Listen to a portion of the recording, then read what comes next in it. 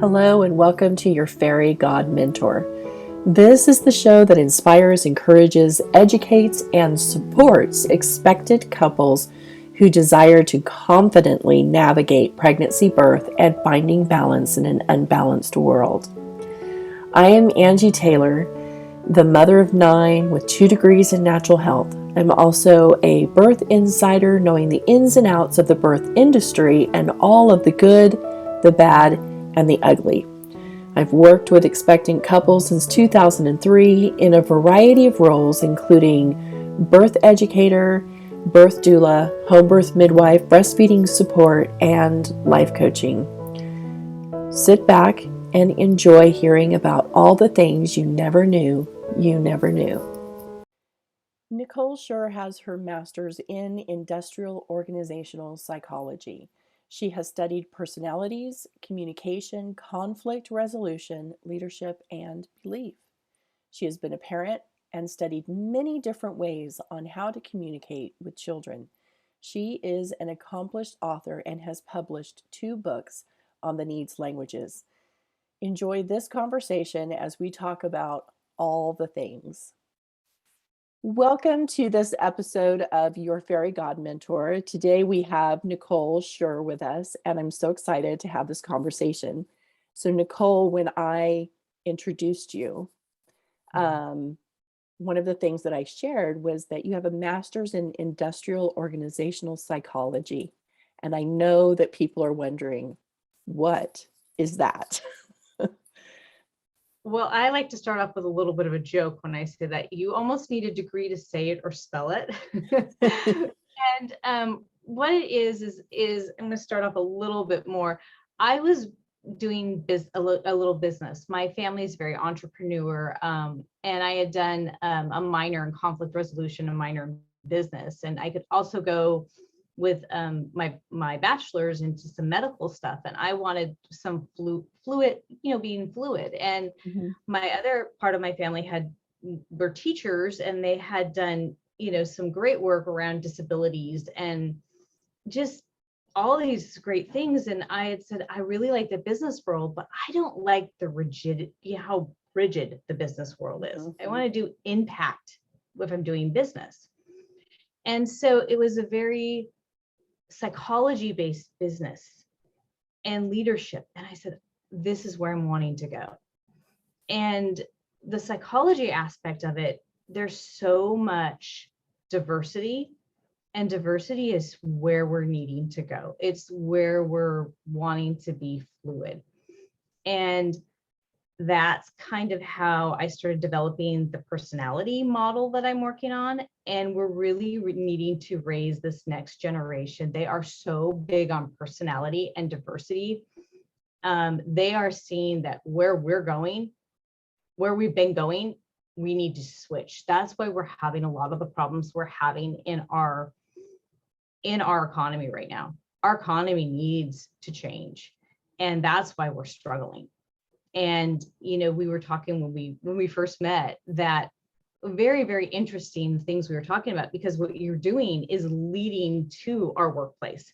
We have to start at birth. We have to start at the beginning, because if we are not healing ourselves at the beginning, we will not have a workplace. We will not have an economy. And we have not been doing that. We have been saying, get your hands off my kids in the school. Well, if the parents aren't healthy, you've got to have them have something in the schools. And that is the biggest thing. And so that is a major, major, major thing that we're not working on. And a lot of the millennials are saying, hey, I don't want kids because I'm not healthy. I can't have kids because I'm going to pass this stuff down. And they don't know how to get healthy. And we aren't having that time out to get healthy, which is what we've been needing all along. And we're passing this down to generation to generation to generation. And we're doing things around me instead of we, because the we has hurt the me. And that's part of the reason. The other reason why I developed the personality model is because the personality models are all about me. And you can't have me without we, and you can't have we without me. And so it was huge to really look at this and go, what's going on here? Employment is all about me, and there's no we, and you can't have employment without we. And Right. it's this whole cycle, and everybody's not understanding the cycle. The whole what is it, that whole cycle of life, that Lion King, Mhm. whole cycle of life. And it's like, we'll sing these songs and do this stuff, but we're not getting it. Right. Right. It's like logically we understand, but it's not hitting our heart. And when I talk to people, when people say to me, well, Angie, what do you think about what's going on with this person? Is it something rooted in their childhood? And I'm sitting there going, I'd like to know what was going on in the world around him when he or she was in utero. What was mom experiencing? What was dad experiencing? Because that is where it begins. Mhm. And jaws drop. It's like, I never considered that. But for so long, we were taught as humans that the baby can't even hear you when it's in utero. And that's been proven wrong. Right. That's been proven wrong. It's also been proven wrong that it's completely dark in the womb. It's not dark in the womb. The baby can tell that it's daytime versus nighttime. The skin is translucent, so the baby can see that. We've been taught that the baby is completely stupid and can't learn anything before they're out in the world, and that's been proven wrong. We know that the cells of the body start absorbing information in the form of emotion and thought before the brain is even formed. So by the time the brain is formed, there's already data stored there. We come pre-programmed for birth and breastfeeding and with every language of the world. So babies come into the world already knowing their mother tongue. They can already understand mom and dad, everything that we say to them, but how frustrating it has to be that they cannot yet speak the language. Well, and we know whether we're wanted or whether we're not, and we develop our lives around that. Absolutely. We hear what we hear, and we know the energy around that too, whether we're wanted by all the family or whether we're not wanted by the family. And it gets very interesting is whether we talked about this too, whether we're going to come out or whether we want to stay in, because we know it's going to be safer to stay in the womb or come out.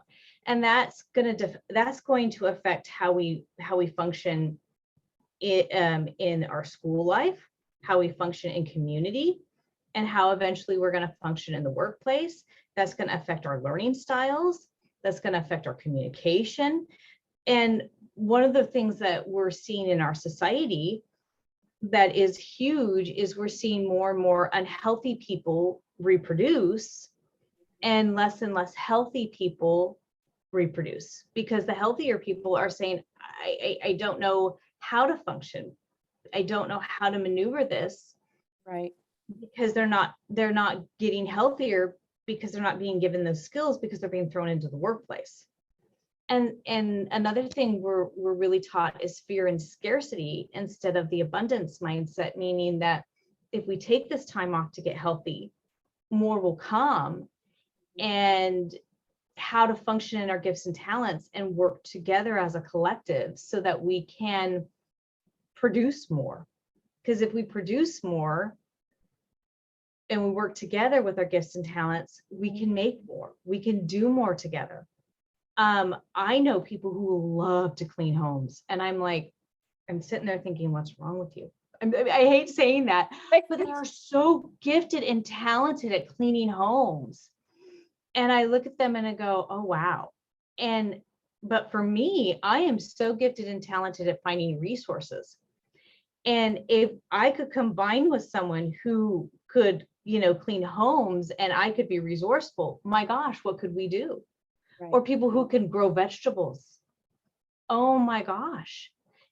Or good with children. And if we started working together, it would change things, but we're so busy competing, or we're so busy trying to find the next best thing, that we're losing our true selves. Right. And we're also being taught it's important to be self-reliant without understanding that self-reliance includes knowing who you know that can do XYZ because you don't like it, or you don't know how, or you don't want to.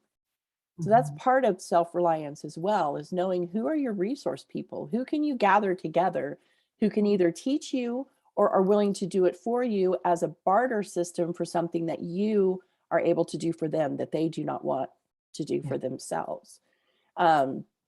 So understanding all of those things, and knowing too that as human beings in utero, the primary emotion that our mother experiences over the course of our pregnancy and our time in the uterus is the primary emotion we are going to live with until someone teaches us or we discover for ourselves how to clear it out. And one of the beautiful things that I've discovered too is that I have lots of moms come to me and talk to me about their little one. This little one is doing XYZ. How can I help them? They can't even speak. They can't even fully articulate to me what's going on.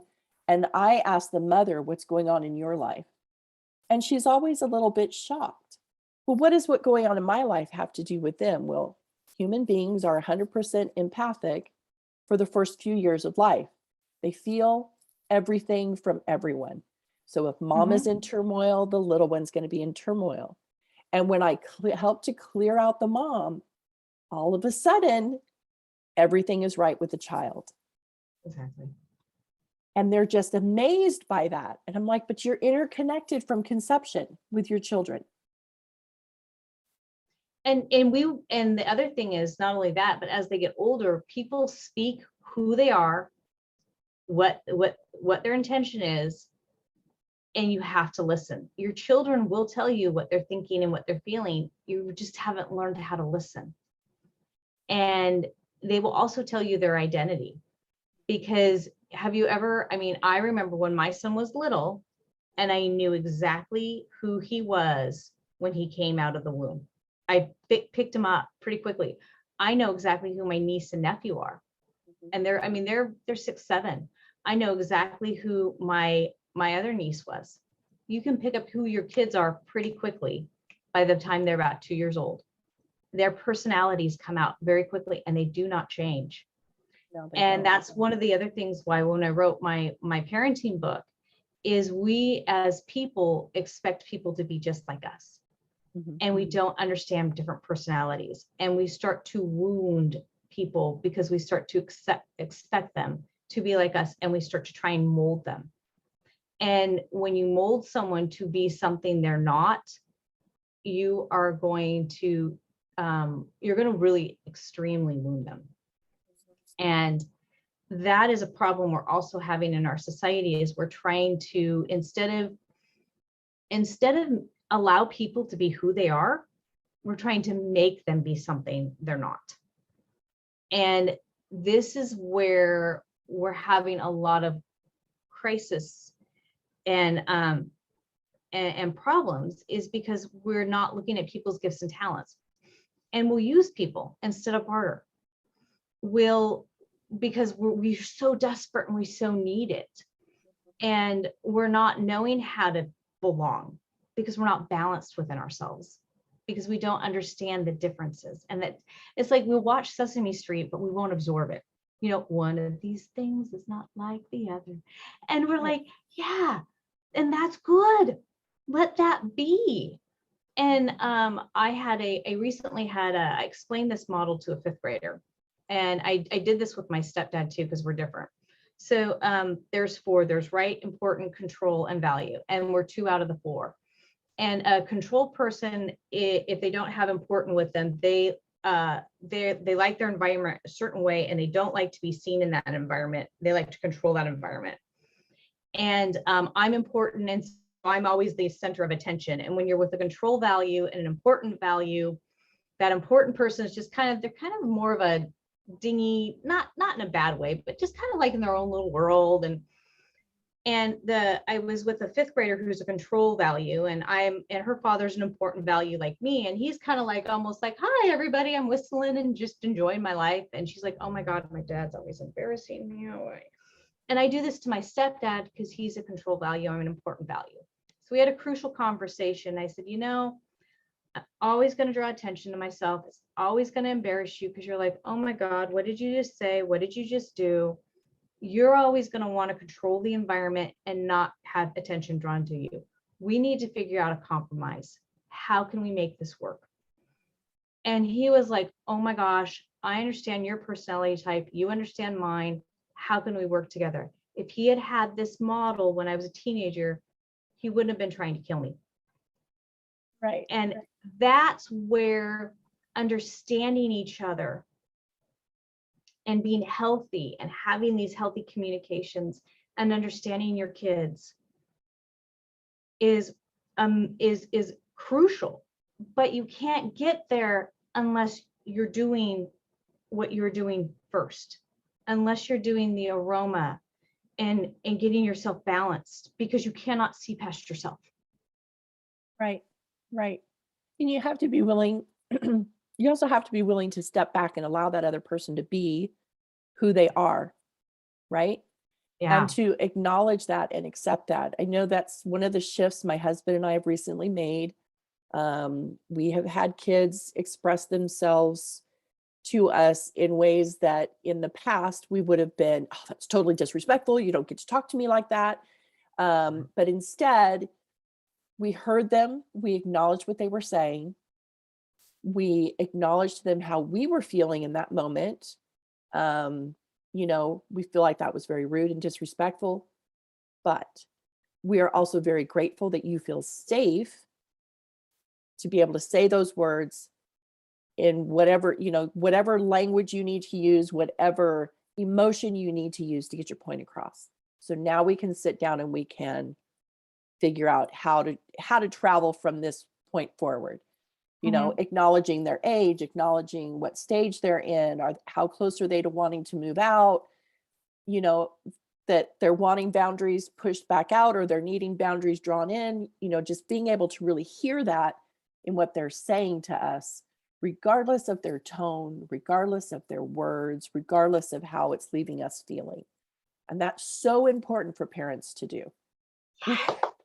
Yes, it's so important because you've got to acknowledge yourself and acknowledge the other party. And that is the biggest thing that people are missing, is they're not learning how to acknowledge both parties. And that is one of the biggest things to do in conflict resolution. That's one of the biggest things to do in any sort of a happiness training or positive psychology or anything that you're doing in any sort of retraining of yourself. You've got to acknowledge what's going on and then move into the positive or move into the silver lining. And any sort of toxic positivity is not acknowledging the crap or the junk or the muck that you're in, because it is muck. There is a lot of serious crappy muck out there. People have gone through muck. I didn't know this was still going on. I have a friend who helps people get out of slavery in Pakistan. That is muck. And you have to get out of not only the slavery itself, but the slavery mentality that you've been under for all those years. Then you can go into the next stage. And that is, we have to acknowledge that before we can move into the freedom aspect. Absolutely. And we all go through so much muck. And I've been telling people, you can try to ignore it all you want to, but it's hanging around. Yeah. Until you deal with it, until you put it to bed, it's going to hang around and it's going to come back and it's going to haunt you. And you're going to try to continue to ignore it, but it's not going away. And I think that's one of the benefits of the pandemic, is it has forced us to be alone with ourselves. Mm-hmm. The sad thing is that there's still too many of us that don't know how to be alone with ourselves and heal ourselves and love ourselves anyway, regardless of the things that we have done or the paths that we have traveled. They're part of our life story. They're part of what made us who we are today. And that is the part to find joy in. That is the part to celebrate and, you know, just be so excited about. Look at how far I've come, instead of dwelling on where I was. People love to dwell on where I was, you know, and instead we just need to be happy where we are. I like me here. And how can I just make myself better moving forward? Well, and it's focusing on that whole, what do I really want? What do I really like? You know, and again, it's that acknowledgement, you know, but where do I want to go? Where do I want to go from here?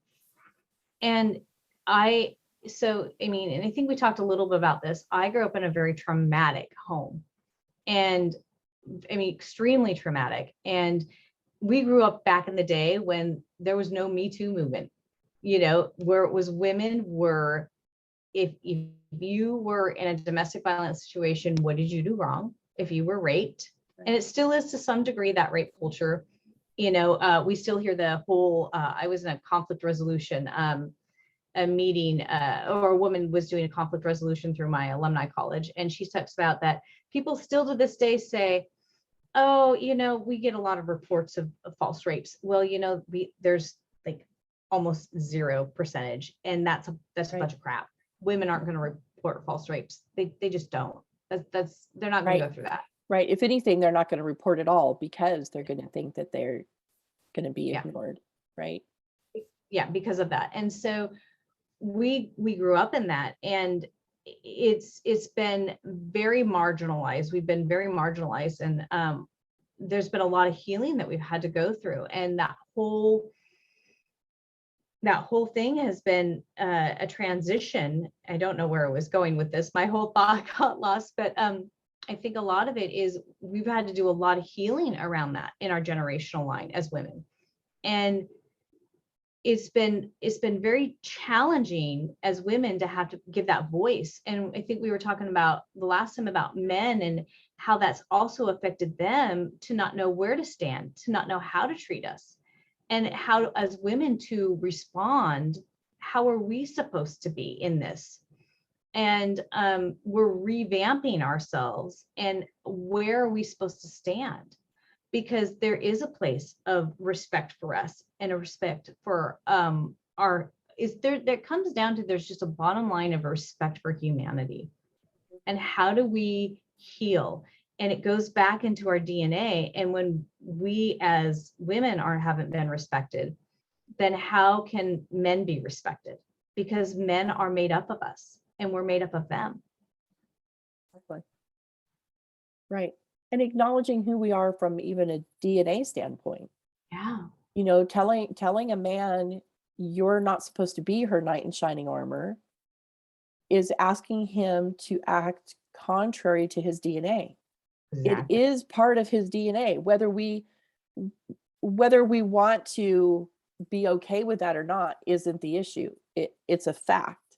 That's just part of who men are. And when we tell them to deny that, it's no different than telling a woman to deny her femininity. Exactly.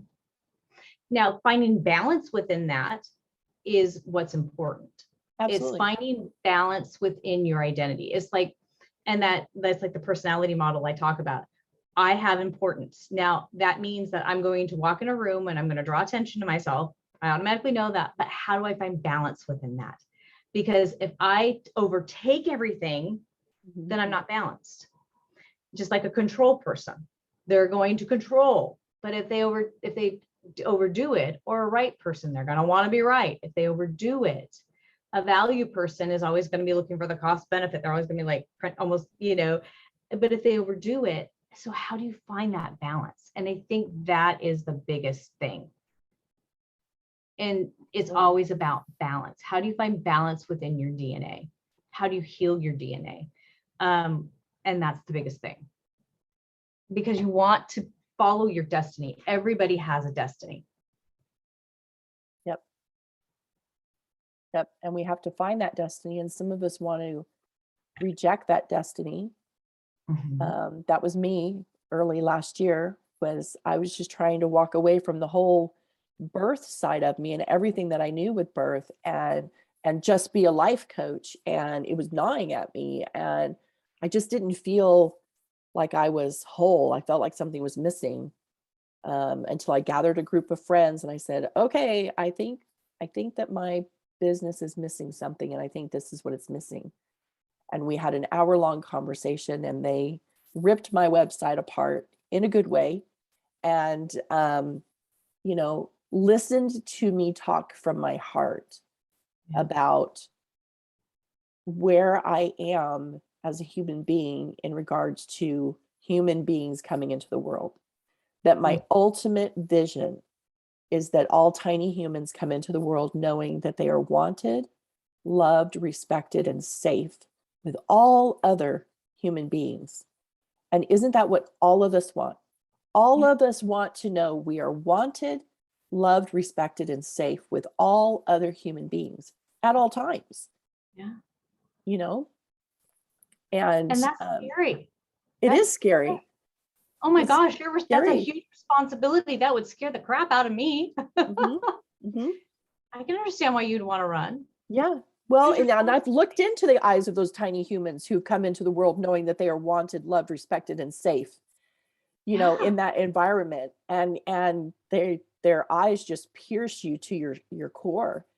And it's just like, can we handle a world full of people that can see into your soul because they're so clear of all of the previous generations' muck, that they can see who you are and love you anyway?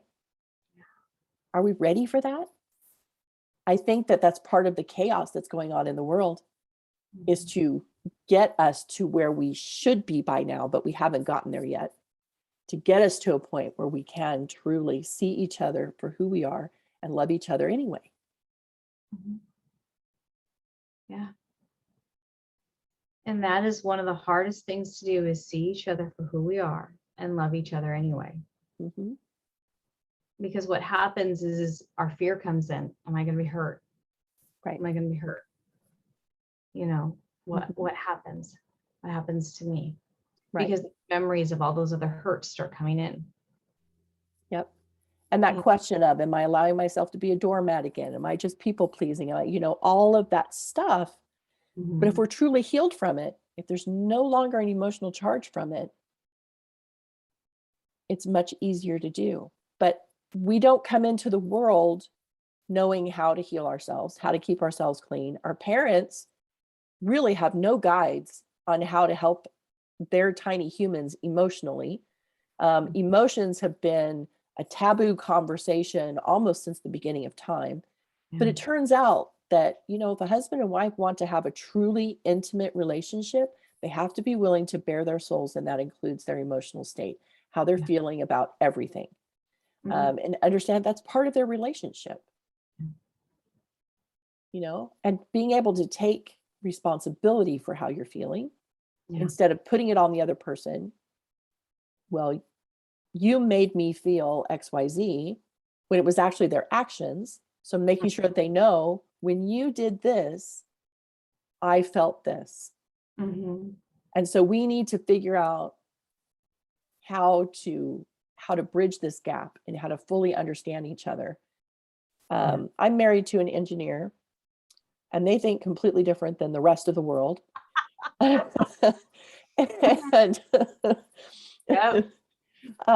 so when Dan and I had gotten married, this sweet woman from church came over and she sat down next to me and she said, I'm hoping that what I say next helps you in your marriage. She said, I've been married to an engineer for 16 years and we've been in marriage counseling for 16 years.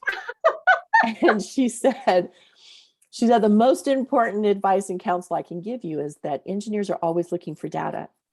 They do not always ask the question in a way that they're just looking for data. Sometimes it feels like they're dropping a great big boulder on top of you, but he's just looking for data. He just doesn't know how to ask the question in a way that's not off-putting or hurtful, because he's an engineer. They see the world in a completely different way.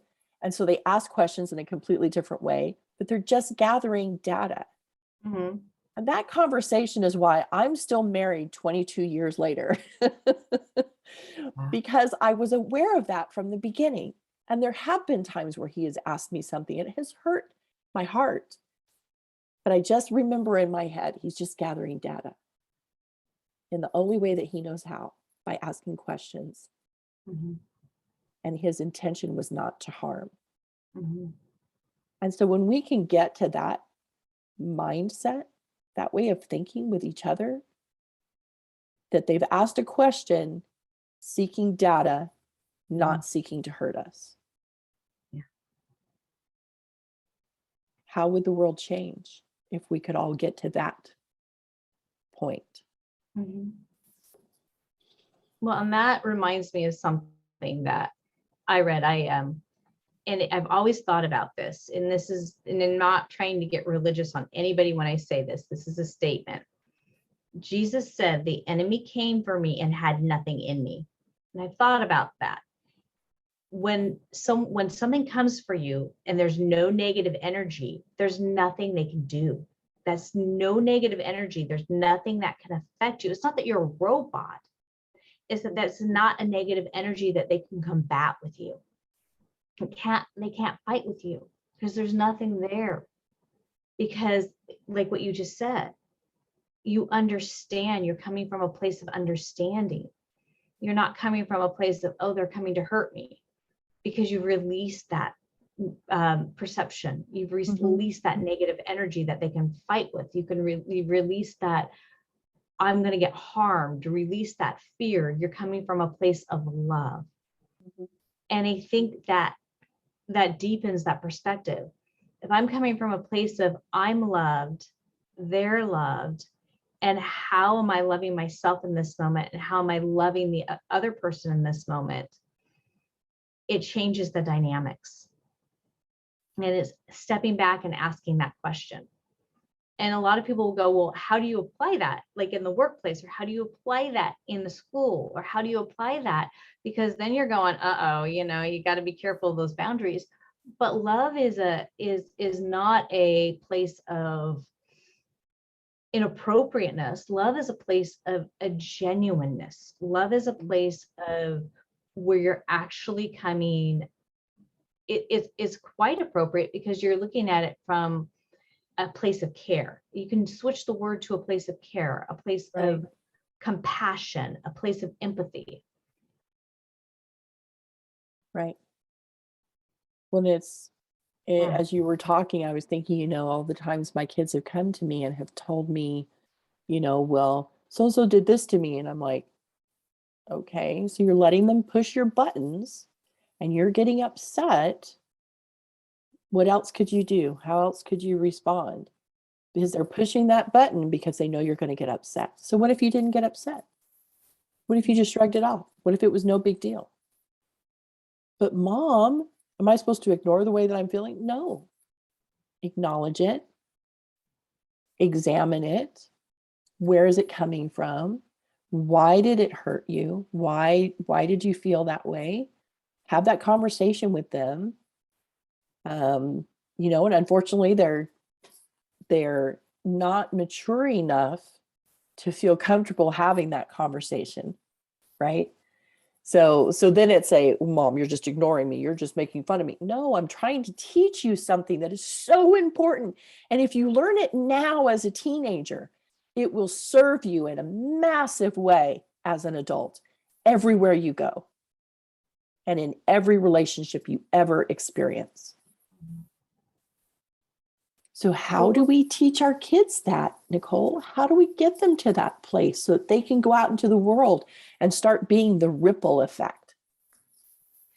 I think part of it is surrounding yourself. There's a couple of things I'm learning because I get out of the mindset. Part of it is surrounding your mind constantly. I recently got out of the mindset because I got so busy accomplishing my goals. I got surrounded with a lot of negativity. And so I said, okay, what am I going to do to get myself back in that mindset? What are some things I need to do? And sometimes you have to do things on like detoxing with a fast. I hate to say that. That is one of the most uncomfortable things you can do. Right. but sometimes you have to retrain your mind and retrain your body. And you have to get refocused. What do I really want? Sometimes it's reprogramming your mind and getting your mind back by watching videos and listening to music and putting your mind back in those places. And sometimes it's just finding those people and surrounding yourself with those people again and again and again. Sometimes it's aromas, like, and doing your modalities that you have to do, your CBTs, your EFTs, your Psych Ks, your emotion codes. There are so many modalities out there, and I highly recommend finding different modalities to do and or meditations, because each modality is going to work differently for what season you're in and for what you're wanting. Because sometimes maybe you're in a manifestation season and you're needing to break through to manifest. Sometimes you're in a season where you're needing to heal and release fear. Sometimes you're in a season where you're transitioning into something new, or you're releasing. And I think you need to know yourself and be aware enough, or have, like what you were talking about a second ago, hey, I know I'm not quite there. I need to go back to the birthing aspect, but I don't, but and you need people to come around you. And sometimes you need a combination of everything. You need to be doing the fast, the emotion code, or the EFT, and the people around, and you need a combo of everything, because you've just been having monkey doo-doo being thrown at you for so long. Sometimes you're just going to come out and fall out, and then you're going to have to come back in. And because life throws us a lot of, sometimes we come across monkeys. And this last season has really thrown a lot of people for a loop. We were not prepared for it. And some of us were warned for some of it. And there's some places that are getting darker and darker and darker, and some places aren't dealing with as much darkness. Where I'm at, we were warned that things were going to get really bad here, and it's gotten really bad in my city, and it threw me for a loop. Even though I was warned, I wasn't quite prepared for it, and it really saddened me. And it's harder when you're more alone or isolated, and a lot of my friends have left, and because they weren't willing to deal with what's coming down the pike here. And so how do I get myself back into that place of standing? How do I, and I've had to refocus. And so what I would highly suggest is finding what modality is working for you in that season, and getting yourself refocused and getting your vision.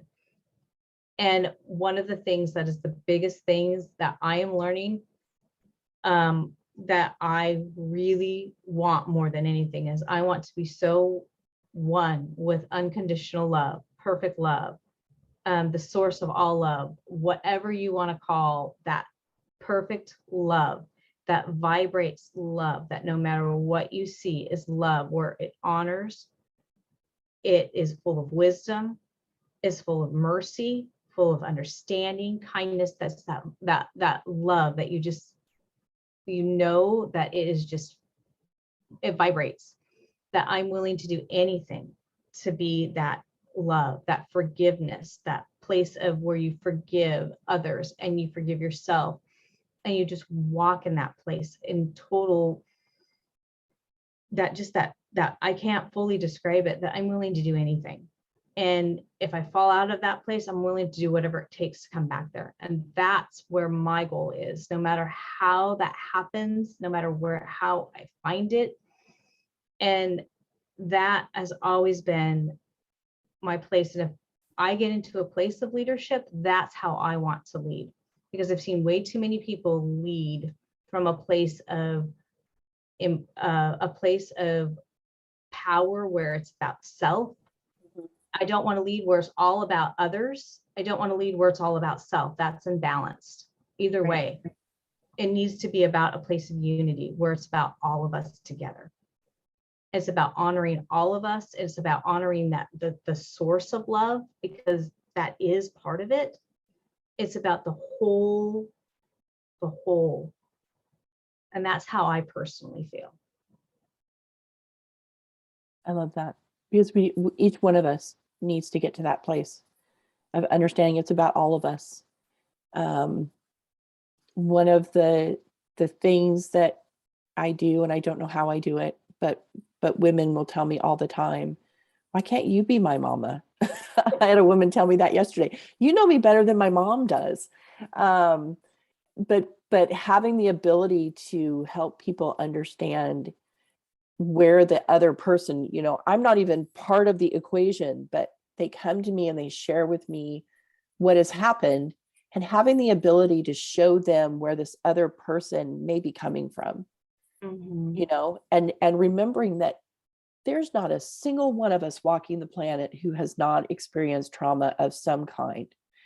And so when we acknowledge that, when we can love each other, knowing that you have been hurt deeply by somebody at some point, and I am here to love you anyway, and to show you that there are people who do know how to love, that is extremely healing as well. But we have to be able to be willing to, as we've said before, we've got to be willing to look at our own stuff and heal ourselves, and then turn outward and share our gifts and our talents with others, because we've been given those gifts and talents for that very purpose, to bless others with those gifts and talents. And it's very powerful when you have that gift and talent to talk to people. I know, for me, I have had recently, I've been really big on inclusion. I don't know how this door is opened for me, but and it really breaks my heart and I've been very blessed to be able to talk to a lot of millennials about diversity and minority and being of different ethnicity. And my family hid that we were Jewish for a very long time, and we could because we were white. And a lot of people can't hide their ethnicity. And recently, we grew up where my son grew up where his friend was, her mother didn't speak any English, and I didn't care. I mean, we were all family, and her daughter had almost died, and we had hugged, and we were just like family. It was like we spoke mom language. And I got in contact with her, and she starts telling me all the racism she experienced in college, and my heart. And we're able to talk about these things. And my son now has a girlfriend, and she starts telling me about the minority issues she's having, and and opening and talking about this stuff and healing this stuff is so huge, because people need to be heard.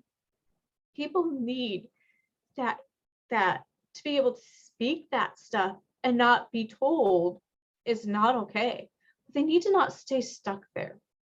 I need to not stay stuck that my family hid that we were Jewish because they were afraid of dying. I need to not stay stuck there. And I need to not, and we need to start being able to have that voice, but being able to release that anger and that injustice that's been done to people who are of minority status.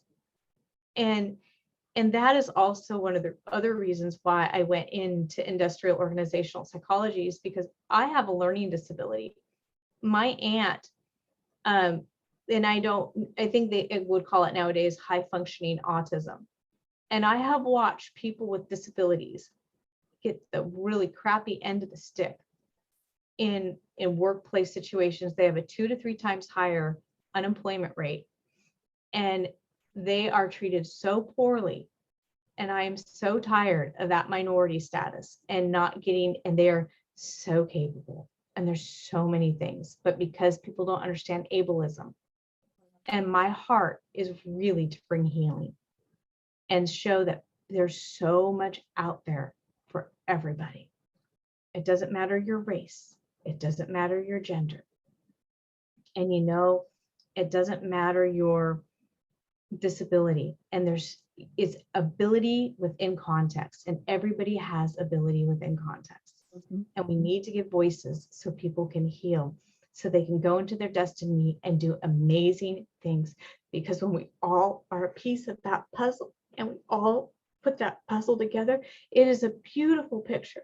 And we create so much healing and so much beauty. And that excites me. It's not about competing. It's about working together. And I get excited. That makes me happy. And I get passionate about that. Nicole, I love what you're doing. And I'm so glad that our passions align, and that, we're on different sides of the human spectrum. I'm working with tiny humans to bring them into the world. And I want them to come into a world where, I don't know if you're going to like what I'm about to say, but where you're no longer needed, because we all get it, right? Wouldn't that be amazing?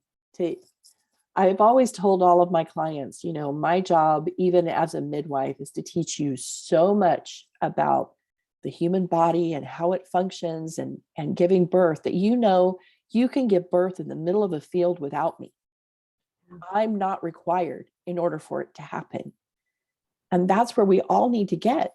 So we all need to get to that place where we are just so involved with each other and love each other so much and so unconditionally that we're willing to do whatever it takes for one another, to know that each one of us is loved, each one of us is valued, each one of us has a place in our society. Instead of being told, well, you don't have a place because of X, and you don't have a place because of Y, and we need to get rid of you because of Z. It's just a bunch of malarkey. We were all put here together on the planet at the same time for a reason. And we need to figure out how to heal ourselves so that we can get to work with that reason. Because we all have the same, when you talk to people, we all have the same ultimate goal. Yeah. I just want to love people where they are and support them and guide them in whatever way I can, using my talents, my gifts, my passion in a good way to uplift humanity. Exactly. I haven't talked to anybody that, really truly believes that, well, I'm just here to drag everybody down into the gutter. No, and studies actually show we are all here. We all want to make a difference. Studies show we all need belonging, and we all want to make a difference. That is, those are two facts. And I'll be honest with you, I really would prefer not to be out there trying to teach everybody ableism. I would rather have everybody accepted. I would rather teach the personality model and say, this is how our personalities work. This is how you communicate. Oh, great. Now you all know how to do it. Let me go do something else. I'm great with doing multiple things. I sing symphonic metal. I would rather be in a symphonic metal band singing symphonic metal and having people listen to my music and they're all encountering love the way they're designed to. I'd love to be doing that. I have multiple things I can be doing. So yeah, let's all get this part together and I can go do that because I love to sing. Right. Yeah. I mean, I agree with you. I'm tired of having to, I'm not that I'm tired. I love doing this too. I mean, don't get me wrong, but let's get it together. Come on. It's time to start loving each other, because those people who are the 1% that are hoarding everything at the top, they are not happy people. I can almost guarantee you they're not, because they're so busy trying to keep everything that they can't, I would not be happy. And I can guarantee most of the people up there aren't happy using people. You're not happy when you're in that place because you're not living to your fullest potential, and you're afraid because you're always a fear you're going to get caught. So, but I totally agree with you. Totally agree with you. Let me go out there and sing some symphonic metal and have people encounter God, encounter love the way they're designed to. Right. Yeah. Each time that I encounter a woman that's been broken by a human being who didn't understand what it means to give birth. I mean, the true meaning of giving birth, because it's not about just pushing a human out into the world. It's about turning a woman into a mother. for her new family. So there is a huge transition that happens there. But I just sometimes come home and I just tell my husband, I'm so tired of fixing broken women. If we could just get it right, if we could just figure it out, if people would just stop trying to control something that we don't have control over. When you stop trying to control it, things just, unravel in the most beautiful way, exactly as it was supposed to unravel for that woman and that child and that family. And she comes out of it knowing that she is whole, complete, and perfect, and she is the exact person she's supposed to be for her new family. Magic happens. Yeah. But we try to control too much. We try to keep everything in a box. And not everything belongs in a box. Some things are supposed to be, very fluid outside the box because it's being itself and doing what it was designed to do. It's that fear. Fear is torment. And when we're in so much control, it's that fear is that we're not. I see it as love is like a blanket, and it holds me when I'm in that fear. That unconditional love holds me and helps me release that fear. And because it releases the fear. It gives me the ability to let go of the fear. Mm-hmm. Removes all fear. That's a beautiful way to think of it, because as you were saying that, I was thinking of oxytocin. When we give someone a hug that's longer than 8 seconds, you can physically feel the pulse of oxytocin that just relaxes both of you. And you just seem to release the stress and pressures of the world in that moment. Yeah. And I've actually had the opportunity to have a group of women in a room, and I had them face each other. So they were in pairs of 2. And I said, okay, I just want you to hug each other. And they hugged each other, like we do, just a few seconds, and you're done. And it was like, okay, now I really want you to hug each other, and I'm going to time you. And I will let you know when it's been 8 seconds. And I want you to feel the difference. And so they hugged each other again, and they were waiting and waiting and waiting and waiting. And I finally told them it's been 8 seconds. And there was such a shift of the feeling of the room, because every woman felt that oxytocin. Every woman felt the difference between that quick, superficial hug and that meaningful hug that only took 8 seconds. Mm-hmm. And the way that they interacted with each other after that point was completely different than they had been interacting with each other prior to that. Yeah. Yeah. Just because they got to feel what it really feels like to be loved. Mm-hmm. Because that's what oxytocin does for us. It lets us know we're loved and we're trusted and we're in a safe and secure place. Mm-hmm. Yeah.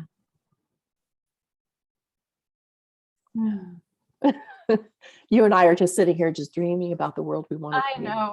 I know. I could talk to you for hours. I get really like loopy on this stuff because it's so. I kind of discovered this stuff on my own, and I had to retrain myself because there was no one out there that was able to work with me because I had been so traumatized. And back when I found out what I had gone through, no one had really heard what I had gone through, and no one knew what to do. And I was actually called a liar. People didn't know about satanic ritual abuse. People didn't know what to do with that. People were like, that doesn't exist. And now they're finding out about it. Now they're talking about it.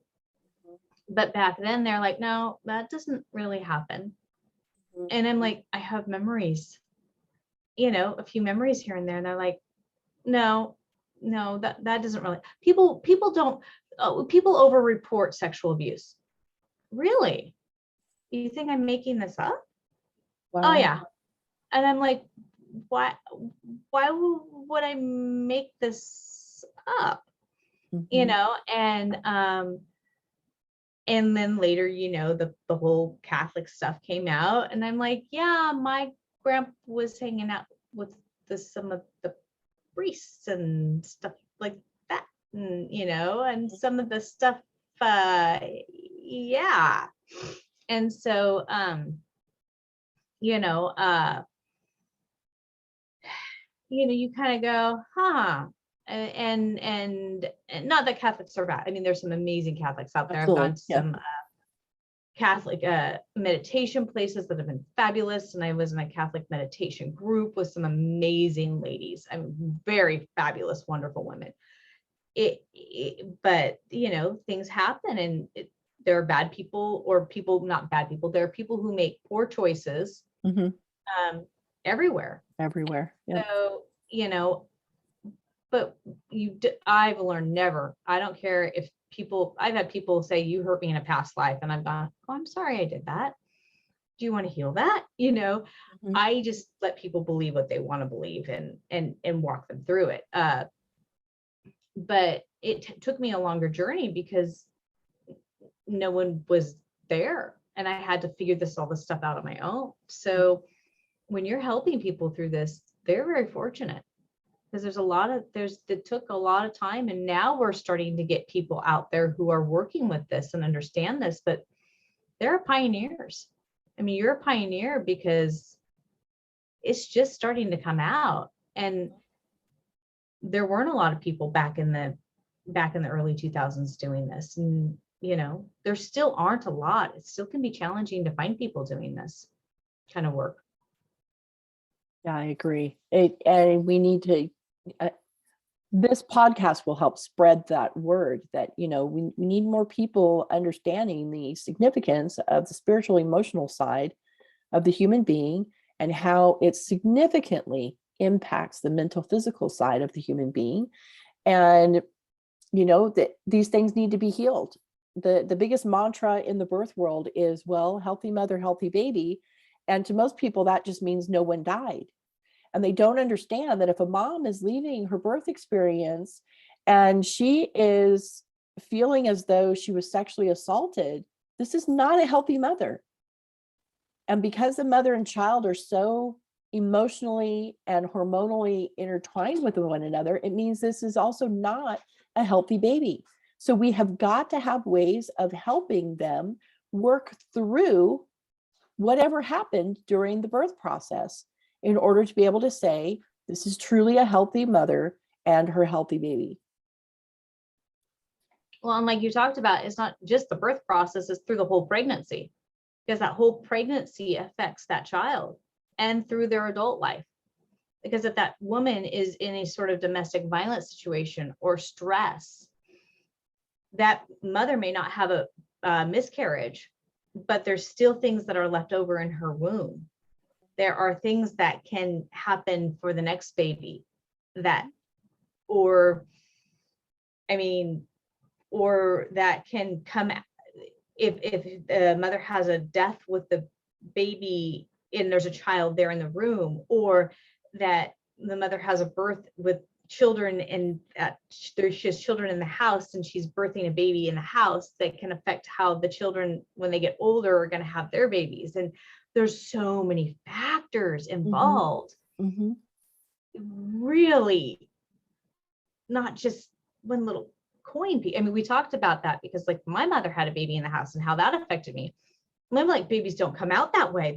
No, they don't come out that way. And I ended up having a C-section, you know. I'm still scared to have babies come out that way. And I've only had one child, you know. I mean, that freaks me out, because, and I didn't realize until after we talked that that's big reason why my mother did not prepare us for having a baby in the house. And she to this day goes, oh, that was the best birth I ever had. I'm like, that was not a good experience for me. Right. And those are the things we don't think about. You know, as pregnant women, we don't always think about, you know, making sure that everybody that's going to be present is prepared for what's about to happen. Especially if all that, you know, if you're having your mother there and all she's experienced is hospital births, but you're giving birth at home, it's a completely different experience.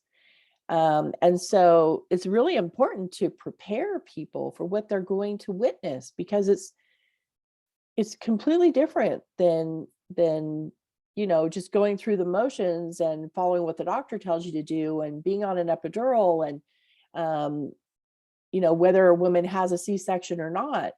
Having a baby at home or even in the hospital without medication is completely different than what they show on TV, what they show in the movies, what most people have witnessed in the hospital. It's vitally important to prepare everyone who's going to be involved for what's different. Yeah. Yeah. And, and it is one of the most wonderful experiences to have a child. Mm-hmm. Also experiencing when after I had my son, they had wheeled me away because it was a C-section, and I woke up and my baby's nowhere to be found. That is freaky. And I'm like, where's my baby? Where's my baby? Oh, we'll go get you to him in a little bit. Where's my baby? Where's my baby? How come I don't have my baby? Well, that's going to affect a lot of things going forward after that, because then it's going to affect the bonding. It's going to affect, and if the mother has any sort of rejection issues from their parent, with their growing up, that's going to affect, and one thing we didn't talk about is, and one thing I am working on with my training is, we easily can make our children our emotional spouses. And that's another unhealthy thing, especially if we ever become single parents or we didn't get our needs met by our parents. And when we do that, how that affects our children. And then when you have to break it, how that affects our children, because that is really challenging. And for a while, I made my son my emotional husband, and that was not fair to him. And when I had to break it, because of my issues of growing up, because of what happened to me, it was, and I never did anything inappropriate. I want to make that very, very clear. It was emotional, and that's not right. And when I had to cut that off, that was very, very challenging and very, very painful. But I had to do it because it was not fair and right for him and unhealthy. And we do that. And part of that was part of that experience. And that affected that getting older. And those are things that do affect that in that birth process. Absolutely. Yeah. We've got to heal ourselves. And I think pregnancy is like the perfect time for a woman to start that journey. She's most likely not going to be able to finish it during her pregnancy, but she's going to be able to get rid of a lot of it during the pregnancy. It's part of what pregnancy is for, is to help us, give us that opportunity for healing, whether we take it or not. The opportunity is there. And we have so many modalities now for people to play around with. Which one do I like best? Make a list of the ones that you like best, and then have those be your go-tos. And sometimes one is going to do the job, and sometimes it's going to take a variety of all of them. But being willing to know, I'm not a perfect human being, but I've got these tools that can help me be better. Yeah. And that's what I've loved about my journey. I mean, I've gotten my EFT certification, I got CBT, I got happiness, I've got positive. I've done basic psyche, I've done, now I've got the needs languages and how to manifest through the needs languages. I've been able to develop that through a lot of what I've done. And, it's been able to, do all these things have so helped me in my journey, and not being stuck with one, and learning all these different modalities has exactly what you're saying. Pick your favorite ones, and find people you align with, because for a season you may be with one person, and then the next season you're with another person. And that's not bad. It's not meaning that you're flipping around with different people. It may mean that this season, this is the person that you're needing. Because people are in your life for seasons. Some people are in your life for a long season, and some people are in your life for a short season. And I mean, we wish people were in our lives for a long season, but sometimes that's not always going to happen. I was with a woman for she knew how to work with SRA people, the satanic ritual. And she worked with me, and she really healed some major stuff in me. I share some wild stories. And she ended up passing away. It was very sad, but she was in my life for a short period of time. But what she gave me was some of the greatest gifts. And I will be eternally grateful to her. And that's what I mean by a short season, and I am so grateful. And so that's where it comes from, is that place of gratitude. So, yeah. Love that. Thank you so much, Nicole, for being here with me for this episode. I am just excited to hear from those who listen to this, the things that they learned, and just to see the comments that come up. I'm hoping that people will reach out to either you or me for more help and support. Do you have anything special that you would like to give to the audience? Anything on your website that they can go and grab that can help them to get started on this journey?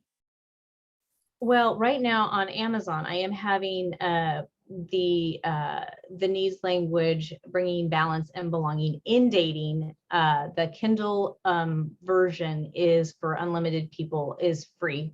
The Nice. Just the Kindle is unlimited. I will always try and keep one of the needs languages on unlimited for free, so that people can get an introductory and understand that. I do have some coaching. I'm coming out with a teaching or a video training on how to discover your needs languages, so that you can know how your personality is, and you can figure out other people, so you can start learning how to communicate. We will be coming out with more trainings to learn balance and how you communicate. So those will be coming out in the future. We do have a partnership book coming out. We're planning coming out this February, because February is the love month, apparently. Tradition, Mm-hmm. Other than that, I think that's pretty much it. Again, I'm doing some coaching. I do have other certificates that I kind of mentioned. But that's pretty much it. And then I do want to give you a big social distancing hug, because I'm not in Oklahoma. Otherwise, I'd give you a real hug of more than 8 seconds. Thank you. I mean, 8 means new beginnings. So I think I'd want to go maybe 9, because I think 9 means bearing fruit, which means bearing fruit means that whole strawberries coming out of the, and apples off the apple tree. And it's still winter time. I'm thinking springs and summers around the corner, which is a little warmer, Yeah. Oh, I love that. Oh, thank you again for being here. Thank you so much for listening to today's episode. To learn more about me, your fairy god mentor, simply go to angietaylorfairygodmentor.com.